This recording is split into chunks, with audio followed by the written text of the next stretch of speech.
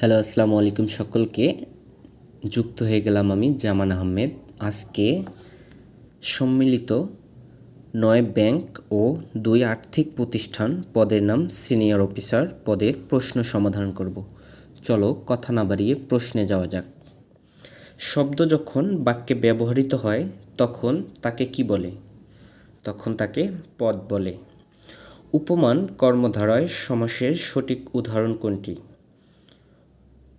তুষার শুভ্র। বিশেষণ পদের সঙ্গে কৃৎ প্রত্যয় যোগে গঠিত শব্দ কোনটি? চলন্ত। নিচের কোনটি নিপাতনে সিদ্ধ তদ্বিত প্রত্যয়ের উদাহরণ? নৈষ্টিক। রবীন্দ্রনাথ ঠাকুরের গল্পগুচ্ছ এর অন্তর্ভুক্ত গল্প নয় কোনটি? উত্তর নৌকাডুবি।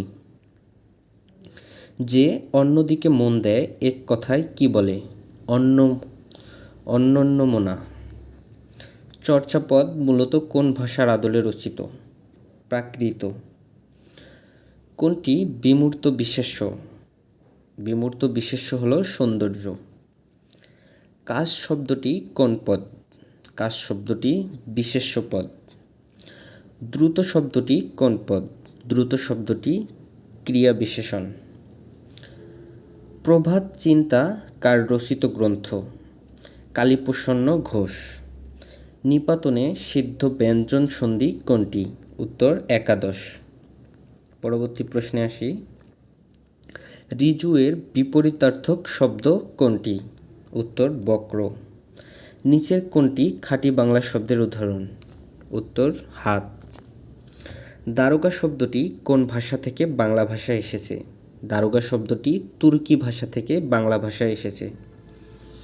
হারিকিরি শব্দের অর্থ কী? হারিকিরি শব্দের অর্থ আত্মহত্যা। জসীমউদ্দীনের নকশিকাঁথার মাঠ কাব্যগ্রন্থটি কোন ছন্দে রচিত? জসীমউদ্দীনের নকশিকাঁথার মাঠ কাব্যগ্রন্থটি মাত্রাবৃত্ত ছন্দে রচিত। যার গুণ আছে সে বিনয়ী হয়, এটি কোন ধরনের বাক্য? এটি জটিল বাক্যও হয়, মিশ্র বাক্যও হয়। রঞ্জন চরিত্রটি রবীন্দ্রনাথ ঠাকুরের কোন নাটকের? রঞ্জন চরিত্রটি রবীন্দ্রনাথ ঠাকুরের রক্তকরবী নাটকের। সীমাবদ্ধ জলে সীমিত সবুজে, এটি কার লেখা? এটি রফিক আজাদের লেখা। বাংলা সাহিত্যের দুঃখবাদী কবি কে? যতীন্দ্রনাথ সেনগুপ্ত বাংলা সাহিত্যের দুঃখবাদী কবি। কোনটি মেঘ শব্দের প্রতিশব্দ নয়? অন্তরিক্ষ মেঘ শব্দের প্রতিশব্দ নয়, বাকি যা আছে সব মেঘ শব্দের প্রতিশব্দ।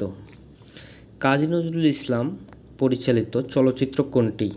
কাজী নজরুল ইসলাম পরিচালিত চলচ্চিত্র ধূপছায়া। নিচের কোনটি সমার্থক শব্দ নয়? লেনদেন।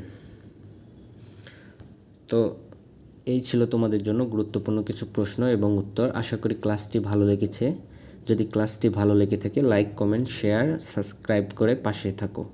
আবার দেখা হবে নতুন একটি ভিডিওতে। সে পর্যন্ত ভালো থাকো, সুস্থ থাকো। সবাইকে আসসালামু আলাইকুম।